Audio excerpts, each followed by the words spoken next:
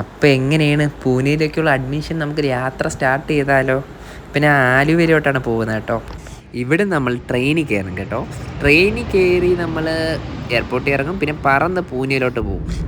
ആലുവയിൽ എത്തിക്കഴിഞ്ഞ് ഞാനൊരു ഊബറൊക്കെ പിടിച്ച്, പണ്ടത്തെ വൈബൊന്നുമല്ല, ഫുൾ കളർഫുള്ള് നല്ല എൻജോയ്ഫുള്ളായിരുന്നു കേട്ടോ. ഡ്രൈവൊക്കെ സെറ്റായിരുന്നു. എന്നിട്ട് ഞാൻ എയർപോർട്ടിലെത്തി ഫൈനലി. എയർപോർട്ടിൽ എത്തിയപ്പോഴാണ് കേട്ടോ സമാധാനമായി. ഇത്രയും നേരം ട്രെയിൻ ജസ്റ്റിന് കിട്ടി, ഇനി ഫ്ലൈറ്റ് മിസ്സാവുമെന്നൊക്കെ പേടിച്ചിരുന്ന് കറക്റ്റ് സമയത്ത് ആ ഊബർ ചേട്ടൻ എത്തിച്ച്. പിന്നെ മിററിൻ്റെ ഫ്രണ്ട് കണ്ടാൽ നമ്മൾ പണ്ടേ വിടൂലല്ലോ. ഒരു ഫോട്ടോയൊക്കെ എടുത്ത് ലുക്കാണ് സെറ്റാണ് ഡ്രസ്സൊക്കെ ഒന്ന് ചെക്ക് ഔട്ട് ചെയ്ത് എന്നിട്ട് വിട്ട കേട്ടോ അവിടുന്ന്. പിന്നെ മാൻഡേറ്ററി ആയിട്ട് അമ്മയടുത്ത് സ്റ്റണ്ട് നടത്തണമല്ലോ, അത് നടക്കായിരുന്നു.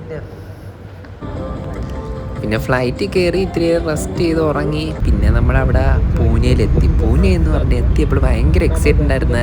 വെളിയിലൊക്കെ നോക്കാനും കാറിൽ കൂടെ പോകുമ്പോൾ തന്നെ ഭയങ്കര എക്സൈറ്റഡ്. ആദ്യമായിട്ടല്ലേ സിറ്റി കാണുന്നത്.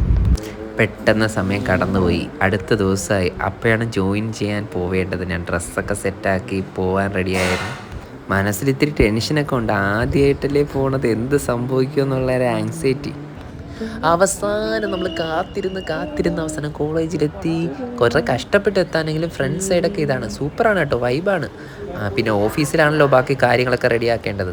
ഇത് കോളേജിൻ്റെ സൈഡ് കേട്ടോ. അപ്പുറത്തുനിന്ന് എടുക്കുമ്പോൾ വീഡിയോ. ഇത് ഫുൾ ബിൽഡിംഗ് ആണ് ഇവിടെയൊക്കെ. എന്താണെന്ന് പോലും എനിക്ക് അറിഞ്ഞുകൂടാ. അങ്ങോട്ടും ഇങ്ങോട്ടും പോയാൽ ഫുൾ കൺഫ്യൂഷൻ ആവുന്ന രീതിയിലാണ് ഫുൾ.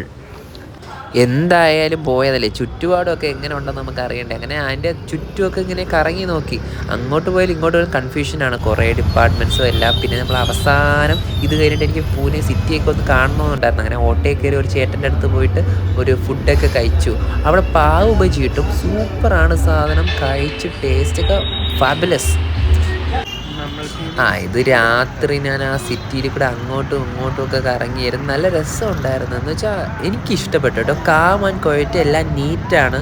അതാണ് ഏറ്റവും നമുക്ക് ഇഷ്ടപ്പെടുന്നത്. ട്രാഫിക്കൊക്കെ ഓക്കെ. ഇത് സെക്കൻഡ് ഡേ നടക്കുകയാണ് കേട്ടോ. നമുക്ക് കുറേ സർട്ടിഫിക്കറ്റ്സ് ഒക്കെ റെഡിയാക്കാം. അപ്പോൾ നോട്ടറിയുടെ അടുത്തൊക്കെ പോയി സർട്ടിഫിക്കറ്റ് റെഡിയാക്കണം. ഇത് സർട്ടിഫിക്കറ്റ് എല്ലാം എന്നിട്ട് സബ്മിറ്റ് ചെയ്ത് കോളേജിലെത്തി. ഇതാണ് ഫ്രണ്ട് സൈഡ്, ഞാൻ ഇന്നലെ നേരത്തെ കാണിച്ചല്ലോ.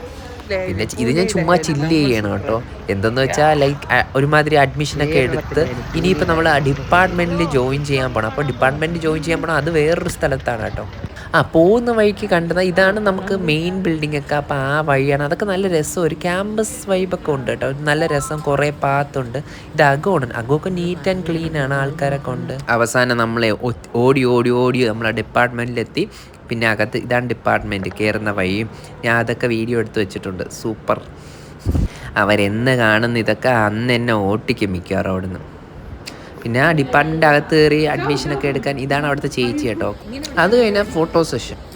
എങ്ങനെയാണ് പിടിച്ചേക്കുന്നത്? ഇങ്ങനെ അത് പിടി. പിന്നെ ഫോട്ടോ സെക്ഷൻ ആയിരുന്നു, വൈബായിരുന്നു. ഈവനിങ് ടൈം ആയതുകൊണ്ട് ഒട്ടും വെയിലില്ലായിരുന്നു. പിന്നെ അവിടെ നിന്ന് എന്തൊക്കെയോ ഗോഷ്ടിയൊക്കെ കാണിച്ച്.